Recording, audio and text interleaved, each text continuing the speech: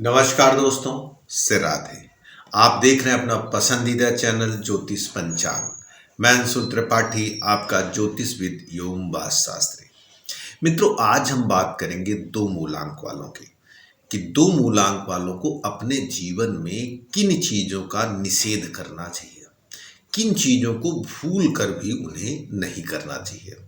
चाहे वो प्रेम के संबंध में बात हो, चाहे आहार के संबंध में बात हो, चाहे विवाह के संबंध में बात हो, चाहे अपने घर को छोड़कर अगर वो किस दिशा में घर बनाते हैं या किस दिशा का घर बनाते हैं, वो सारी चीज़ें इस वीडियो में हम चर्चा करेंगे।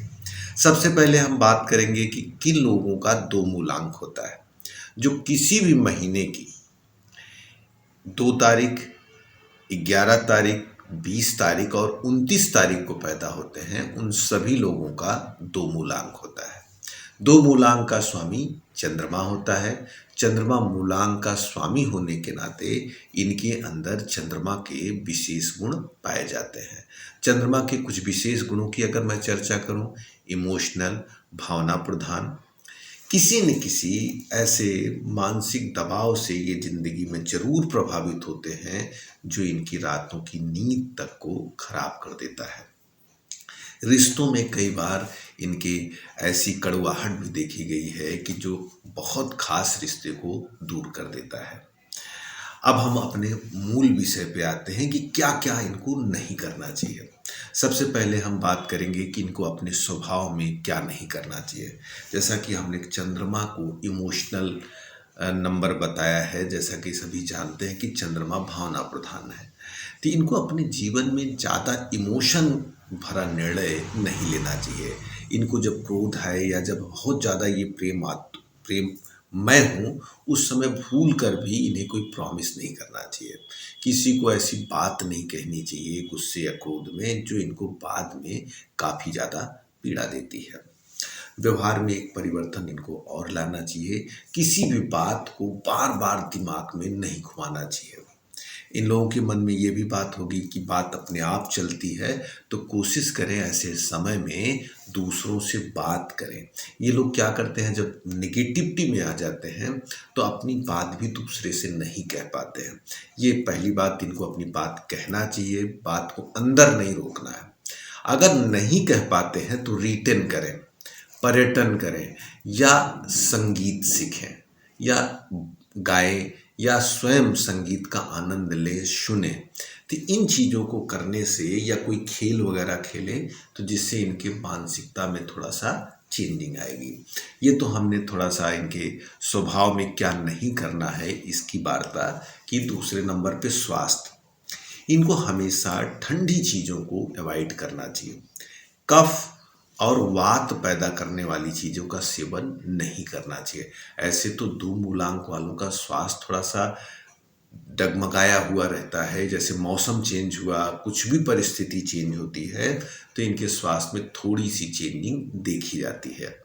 तो इनको कई बार हमने देखा है कि कफ की अधिकता जब ये बढ़ा लेते हैं तो अधिक उम्र होने के बाद इस कफ के नाते गले के ऊपर या चेस्ट एरिया में इनको मेजर बीमारियां होने की पूरी संभावना रहती है। तो ठंडी चीज़ों का बैलेंस रखना है, साथ में वात वाली चीज़ों का भी इनको बैलेंस रखना चाहिए।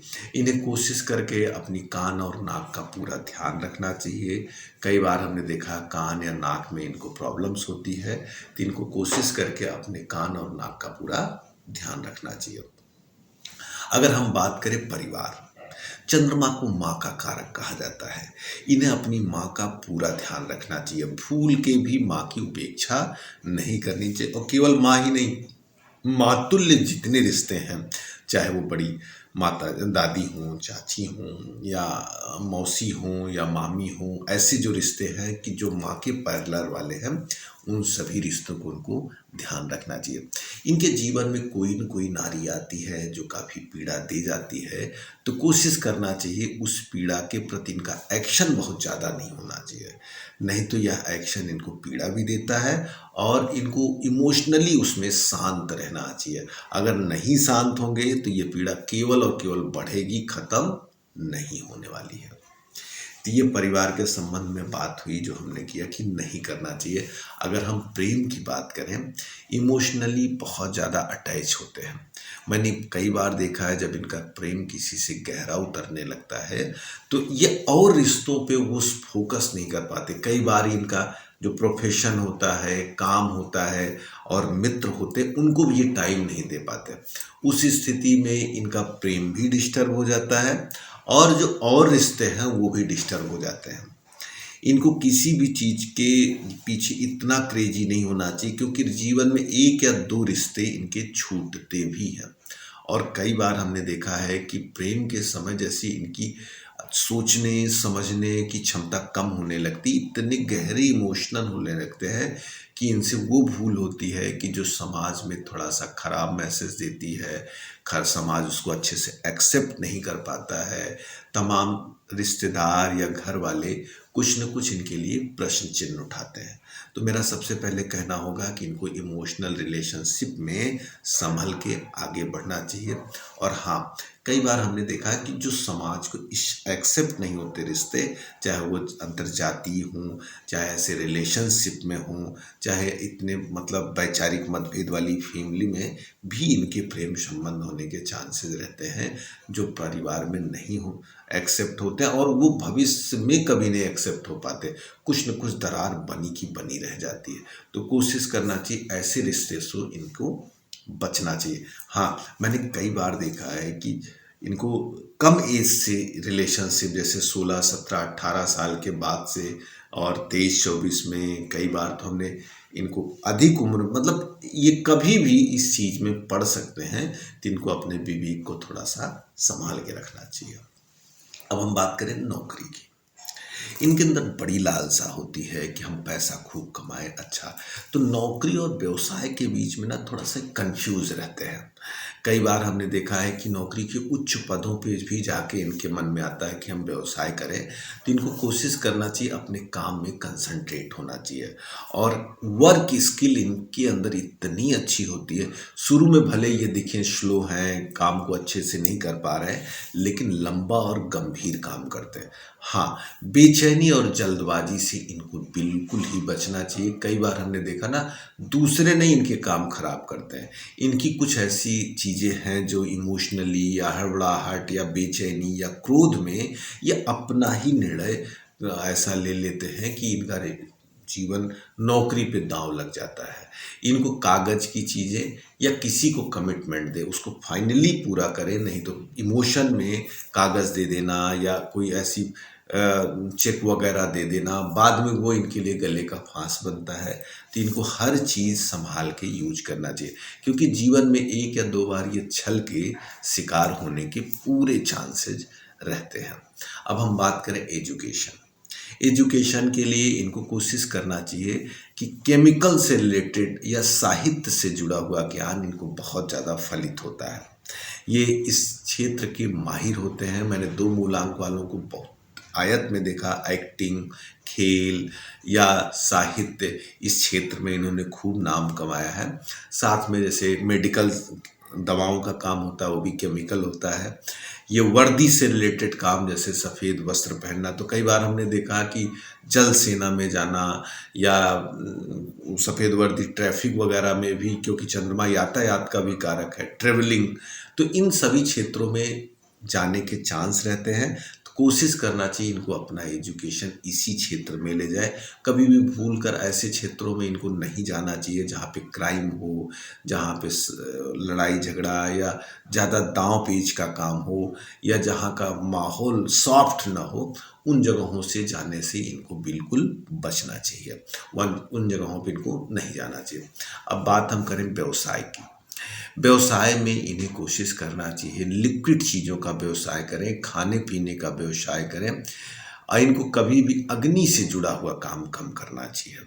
इनको कभी भी वेपन वगैरह से रिलेटेड हुए काम, या जैसे जहाँ पे बल का प्रयोग हो, ऐसी चीज़ों के व्यवसाय से इनको बहुत ज़्यादा बचना चाहिए, उसका काम इनको नहीं करना चाहिए।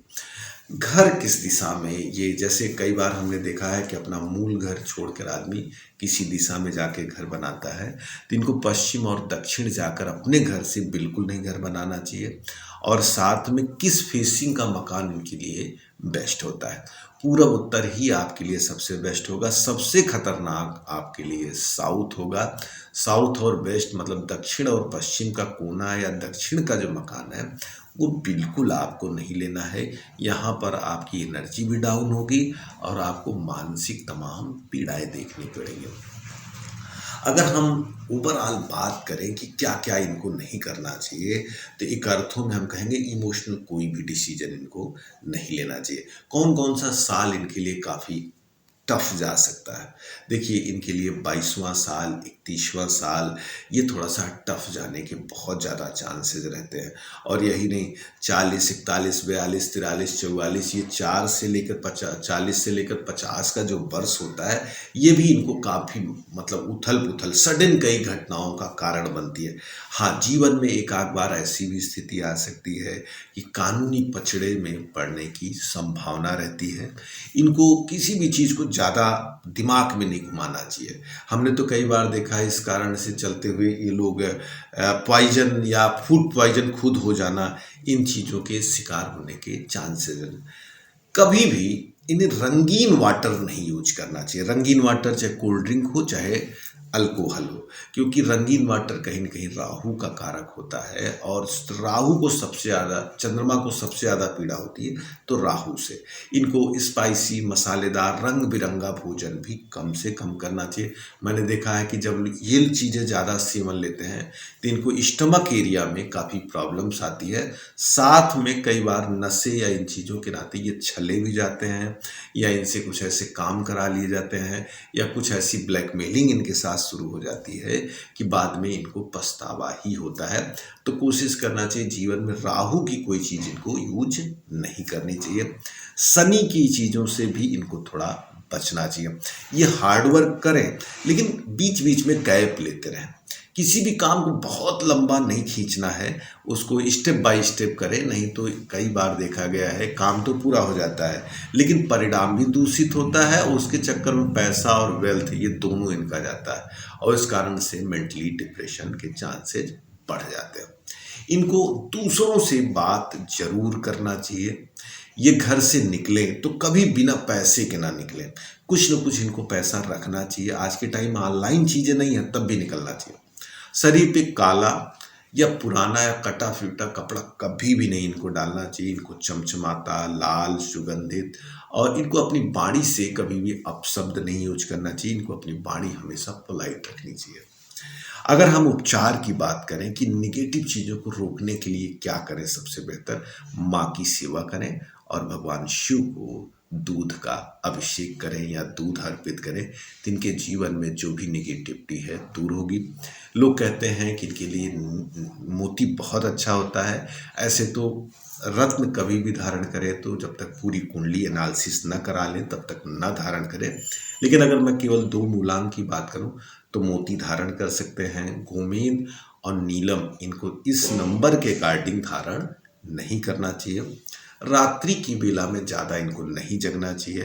रात्रि में बाहर घर से ज़्यादा नहीं रहना चाहिए। इनको अर्ली मॉर्निंग उठकर दिन में ज़्यादा काम करना चाहिए। जितना दिन में ये बाहर समय देंगे उतना ही स्वस्थ और बेहतर रहेंगे। तो मित्रों, कुछ हमने चर्चा यहाँ पर की 2 मूलांक के बारे में। आपको ज्योतिष सीखना है या कुंडली दिखानी है या अपने घर के वास्तु के बारे में जानना है तो दिए नंबर पर कॉल करके आप हमसे बातचीत कर सकते हैं। अपने घर का वास्तु दिखा सकते हैं, कुंडली भी दिखा सकते हैं। अभी तक आपने ज्योतिष पंचांग चैनल को अगर सब्सक्राइब नहीं किया है तो निवेदन है सब्सक्राइब करें और लाइक जरूर करें। उम्मीद करती हूँ आपको वीडियो पसंद आया होगा, तो इसे लाइक करना ना भूलें। ज्योतिष और पंचांग से जुड़ी जानकारी हम आपके लिए लाते रहेंगे, तो आपके अपने YouTube चैनल ज्योतिष पंचांग को सब्सक्राइब करें और बेल आइकन जरूर प्रेस करें ताकि आपको लेटेस्ट वीडियो की नोटिफिकेशन लगातार मिलती रहे।